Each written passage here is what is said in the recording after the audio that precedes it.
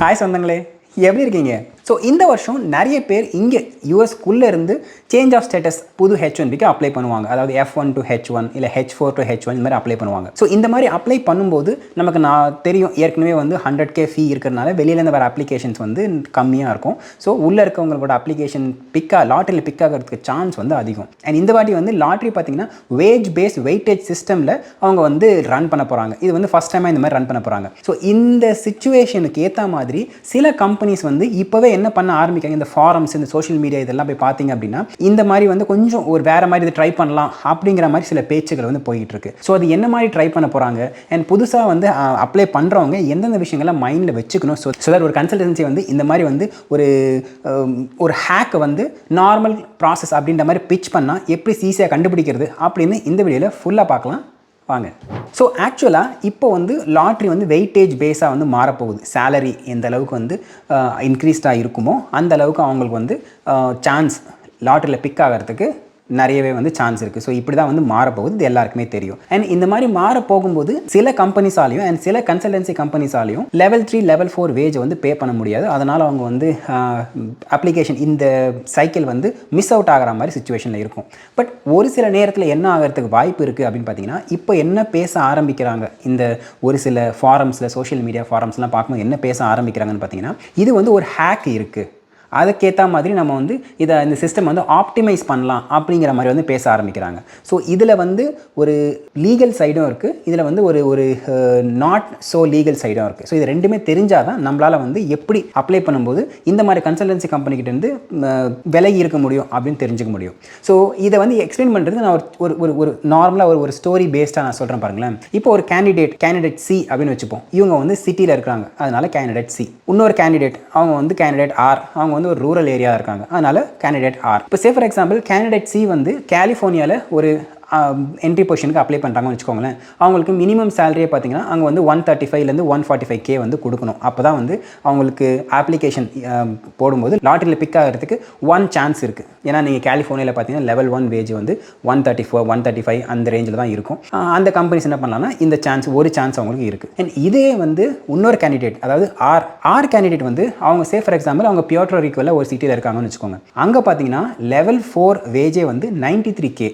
So இப்போது அங்கேருந்து ஒரு கேண்டிடேட்டுக்கு H1B அப்ளை பண்ணுறாங்க. இல்லை அங்கே கூட போக தேவையில்ல, மெயின் லேண்ட்லேயே டெக்ஸஸில் ஆபிலின் ஒரு கேண்டிடேட் வந்து அப்ளை பண்ணுறாங்க. இங்கே பார்த்தீங்கன்னா லெவல் 4 வேஜே வந்து 126K தான். ஸோ இந்த சினாரியோவில் ஆப்ளிகன்ட் சி அவங்களுக்கு வந்து H1B லாட்ரி பிக் ஆகிறதுக்கு சான்ஸும் ஆப்ளிகண்ட் ஆர் இவங்களுக்கு வந்து லாட்டரியில் பிக் ஆகிற சான்ஸும் பார்த்தீங்கன்னா வேஸ்ட்லி டிஃப்ரெண்ட்.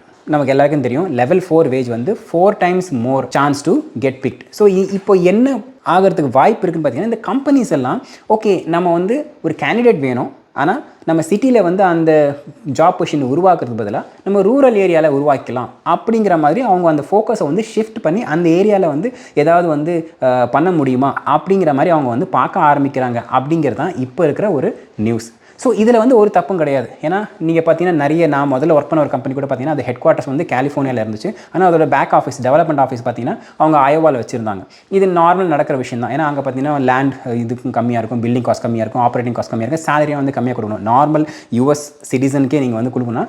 நார்மலாக அவங்க வந்து 100K கொடுத்தாலே போதும், நல்லா ஒர்க் பண்ணுவாங்க. ஆனால் 100K வச்சு நீங்கள் கலிஃபோர்னியாவில் அவங்க அந்த சிட்டி பார்த்தீங்கன்னா ஹார்ட் ஆஃப் கலிஃபோர்னியாவில் இருக்கும். அங்கே வந்து நீங்கள் 100Kலாம் சுத்தமாக பத்தாது. அதனால் அங்கே பேக் ஆஃபீஸ் வந்து இங்கே தான் இருக்கும். நாங்கள் கம்யூனிகேட் பண்ணுறது பார்த்தீங்கன்னா டெய்லி பேஸில் அவங்க மீட்டிங் அட்டெண்ட் பண்ணுறது அது இதுன்னு தான் இருக்கும். இந்த ஹையர் மேனேஜ்மெண்ட் மட்டும்தான் வந்து கலிஃபோர்னியாவில் இருப்பாங்க. மீதி இருக்க பேக் ஆஃபீஸ் எல்லாமே வந்து அயோவாவில் இருக்கும். இது வந்து நிறைய கம்பெனிஸில் இதுதான் ஸ்டோரியாக இருக்கும். இது வந்து நார்மல், இது வந்து இல்லீகல்லாம் கிடையாது, இது நார்மல். ஸோ இப்போ இந்த கம்பெனிஸ், இந்த சின்ன கம்பெனிஸோ இந்த கன்சல்டன்சி கம்பெனிஸோ வந்து இப்படி பண்ணலாம் அப்படின்னு எக்ஸ்ப்ளோர் பண்ணுறதுல ஒரு தப்பும் கிடையாது. அவங்க லீகல் சைடில் பண்ணால் நாட் அ ப்ராப்ளம். ஆனால் இங்கே என்ன நீங்கள் தெரிஞ்சுக்கணும் அப்படின்னு பார்த்தீங்கன்னா, இப்போ சே ஃபார் எக்ஸாம்பிள் லாட்ரியில் பிக் ஆகணும் அப்படிங்கிற அந்த நோக்கத்துக்காக ஒரு பியோட்ரோ ரிக்கோவில் ஒரு சிட்டியில் உங்களுக்கு வந்து ஜாப் இருக்குது அப்படிங்கிற மாதிரி எல்சியை போட்டு அங்கே அவங்க வந்து அனுப்புகிறாங்கன்னு வச்சுக்கோங்களேன். அவங்க அங்கே ஒரு ஆஃபீஸ் இருக்குது, அங்கே அனுப்புகிறாங்க. அங்கே வந்து நீங்கள் அங்கேருந்து ஒர்க் பண்ணணும், கிளைண்ட்டும் ஓகே, அந்த கம்பெனியும் ஓகே, உங்களுக்கும் ஓகே அப்படின்னா அங்கேருந்து ப்ராசஸ் பண்ணுறாங்கன்னா well and good, not a problem, everything is checked out, it is all legal standard good.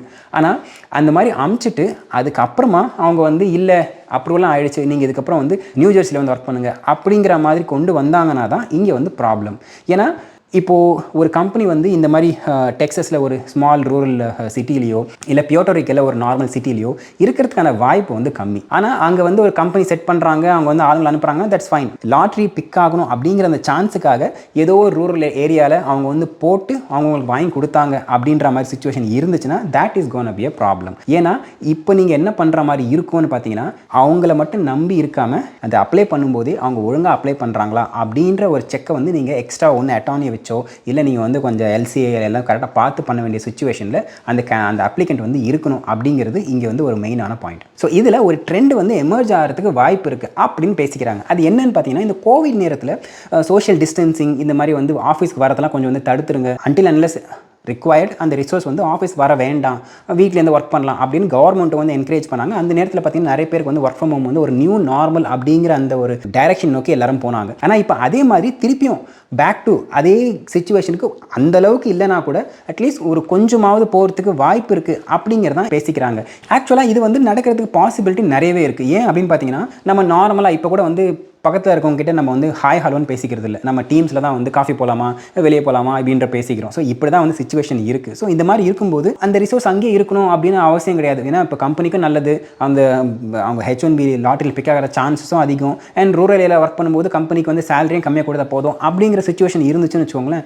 Then companies may tend to change their work from home policy அப்படிங்கிறதா இங்கே வந்து ஒரு பாயிண்ட். ஏன்னா நீங்கள் வந்து அந்த கம்பெனி பாலிசி அலோவ் பண்ணிச்சுன்னா நீங்கள் வந்து ஆஃபீஸ்லேருந்து ஒர்க் பண்ணலாம், வீட்டிலேருந்து ஒர்க் பண்ணலாம், இல்லை குளோபில் எங்கேருந்து வேணால் ஒர்க் பண்ணலாம். அந்த கம்பெனியோட இன்ஃப்ராஸ்ட்ரக்சரோ செக்யூரிட்டியும் வந்து கரெக்டாக இருந்துச்சு அப்படின்னா நீங்கள் எங்கே வேணால் ஒர்க் பண்ணலாம். பாலிசி வந்து அவங்க சேஞ்ச் பண்ணுறதுக்கு வாய்ப்பு இருக்குது. ஸோ இதை வந்து முன் வச்சு இந்த மாதிரி இப்போ இதுக்கப்புறம் நிறைய ஒர்க் ஃப்ரம் ஹோம் வந்து நடக்கிறதுக்கு வாய்ப்பு இருக்குது. அண்ட் ஒரு கம்பெனி இருந்துச்சுன்னா அவங்க வந்து முதல்ல பார்த்தீங்கன்னா ஒரு லொக்கேஷன் தான் வந்து ப்ரிடாமினெண்ட்டாக இருப்பாங்க. இப்போ அது வந்து ஒரு சிட்டியாக இருக்கிற பட்சத்தில் அதுக்கப்புறமா அந்த ரிசோர்ஸ் எல்லாம் வந்து கொஞ்சம் படர்ந்து இருப்பாங்க அப்படிங்கிறது தான் இப்போ ஒரு ட்ரெண்டாக மாறும் அப்படிங்கிறது இங்கே இருக்கவங்களோட ஒரு பேச்சாக இருக்குது. ஸோ இந்த சீசனுக்கு யாராவது இந்த மாதிரி வந்து அதர் வீசா ஸ்டேட்டஸ்லேருந்து H1B வந்து ஃபஸ்ட் டைம் லாட்ரி அப்ளை பண்ணி போகிறாங்க அப்படின்னு வச்சுக்கோங்களேன், அவங்க பண்ண வேண்டியது என்னென்னா, அந்த கன்சல்டன்சியோ அந்த கம்பெனியோ அவங்க எந்த லொக்கேஷனுக்கு அவங்க வந்து அப்ளை பண்ணுறாங்க அப்படின்னு ஒரு வாட்டி வந்து எக்ஸ்ட்ரா செக் பண்ணிக்கிறது நல்லது. ஏன்னா ஃபார் எக்ஸாம்பிள் அது இப்போ அந்த கிளைண்ட்டும் ஒத்துக்கணும், அந்த கம்பெனியும் ஒத்துக்கணும், அண்ட் உங்களுக்கும் வந்து அந்த லொக்கேஷனில் போய் ஒர்க் பண்ணுறதுக்கு ஓகேவாக இருக்கணும். அந்த மாதிரி இருக்கிற பட்சத்தில் அதுக்கப்புறம் கேளுங்க, H1B லாட்ரிக்கு அப்புறம் எவ்வளோ நாள் அந்த லொக்கேஷனில் வந்து ஒர்க் பண்ணுற மாதிரி இருக்கும்,